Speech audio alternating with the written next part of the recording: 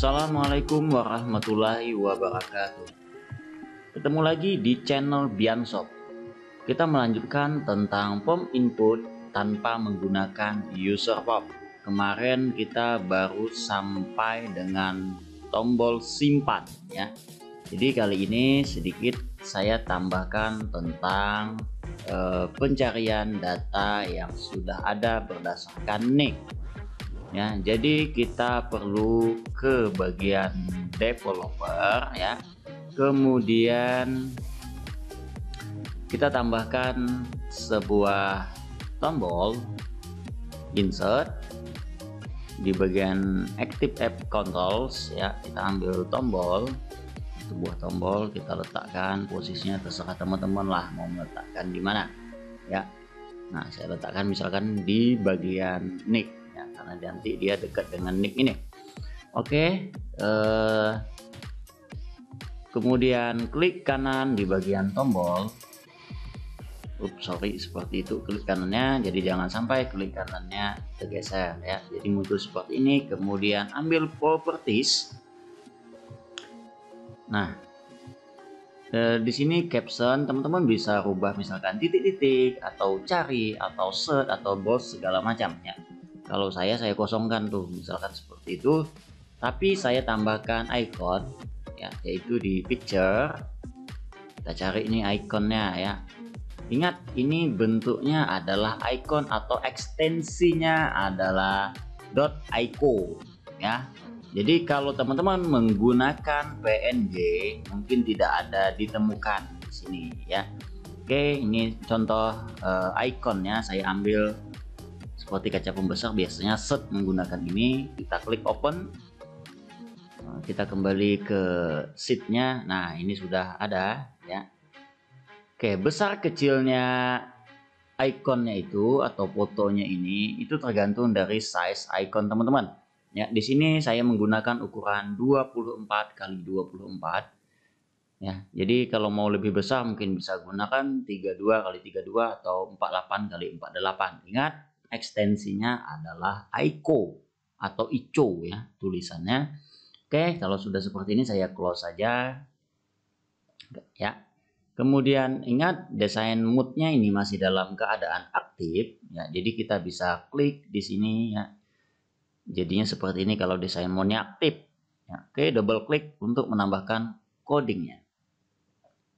Nah, jadinya command button 2 ya. Oke, saya tambahkan codingnya. Saya tambahkan dulu sebuah variabel dim baris. Ini bukan baris terakhir ya, tetapi pengecekan baris ya. As integer. Oke. Kemudian baris terakhirnya kita cek, baris terakhir sama dengan rank. Nah, rank yang acuan kita, ingat di sini teman-teman masih banyak yang belum paham ya. Jadi di sini adalah rank acuan kita, yaitu di kolom D. Ada nanti yang buat misalkan kolom D, tetapi kolom D-nya itu tidak ada isinya. Jadi tidak terbaca. Ingat ya. Jadi rank yang betul-betul nanti akan ada isinya. Ingat ya. Jadi banyak itu yang menggunakan rank D tetapi isinya mulai dari E ya. Nanti ada pertanyaan, kenapa ya ini kok datanya tertimpa-tertimpa? Oke, karena dia tidak membaca adanya data di situ ya. Jadi kita gunakan di sini rank D sebagai acuan pengecekan data. Tutup kurung, titik cells, buka kurung, close count, hitung baris yang sudah digunakan gitu ya. Ini baris yang sudah digunakan. Bagian akhirnya XL up.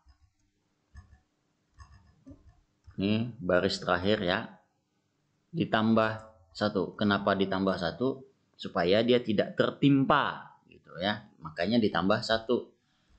Kemudian set cari, kita cari ranknya itu mulai dari rank D 16. Kenapa 16? Nah, ini dia ya. Kenapa 16 itu? D 16 ya. D 16 sampai D ke berapa?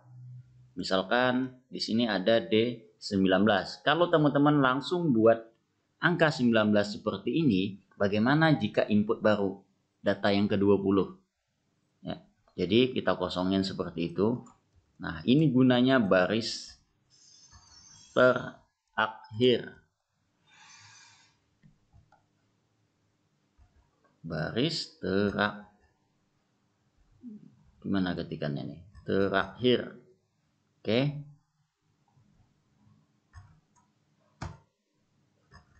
Find. Temukan rank.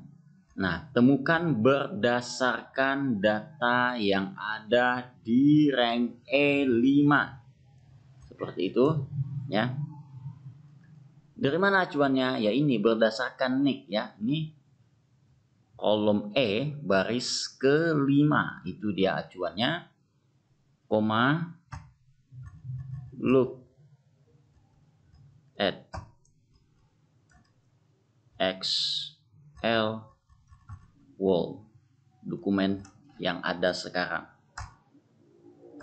Oh, garis underscore-nya tinggal ya.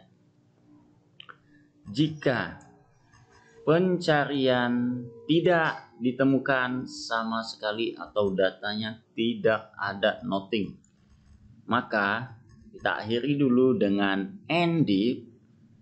Kemudian jika datanya tidak ada, ya kita kosongkan data yang perlu dikosongkan ya.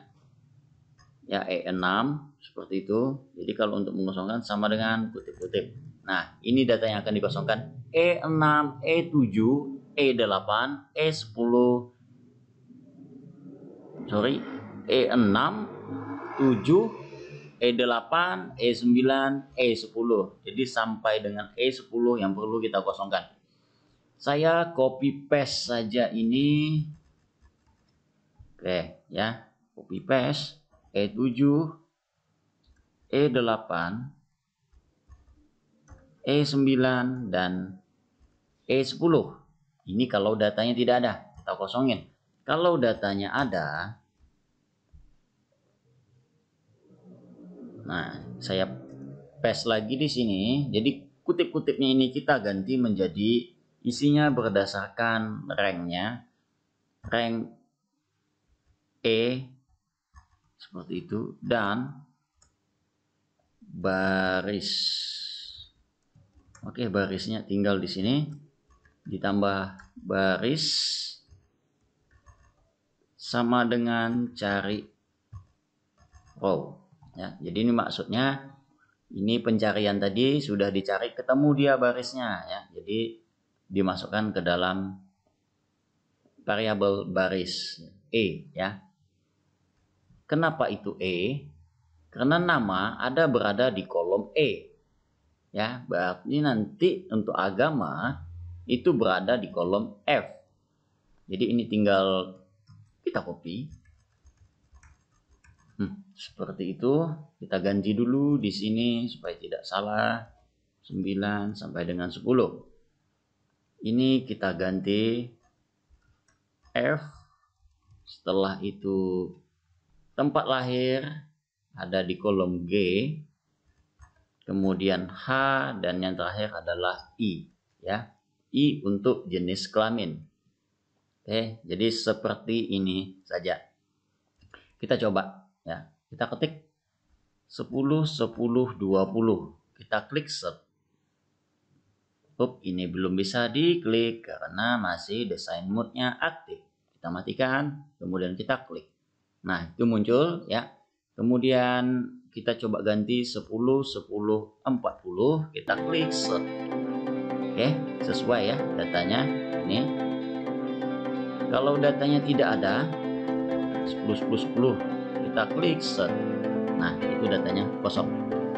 Kemudian mungkin nanti ada teman-teman yang ingin bertanya ya, biasalah banyak pertanyaan. Gimana caranya kalau tidak menggunakan tombol? Misalkan langsung diketik saja di sini. Nah, jadi saya harap setelah mendengar penjelasan ini tidak ada lagi yang menanyakan. Kemudian enter, dia langsung ada seperti pada user form seperti itu ya. Oke, saya jelaskan bahwa di sheet ini sepengetahuan saya ya.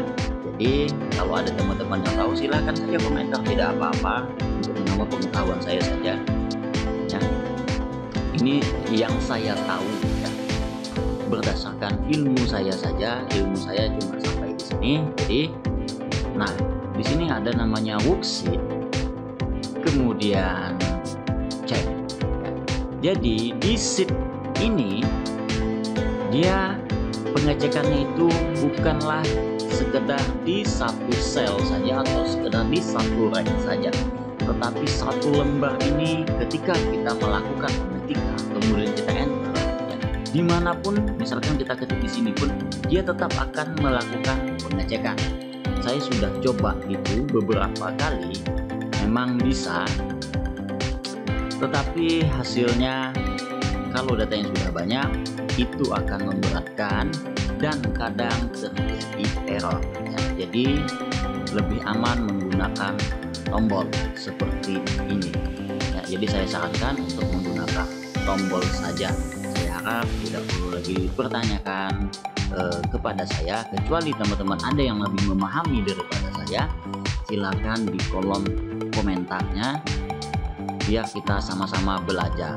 Sekian dan terima kasih.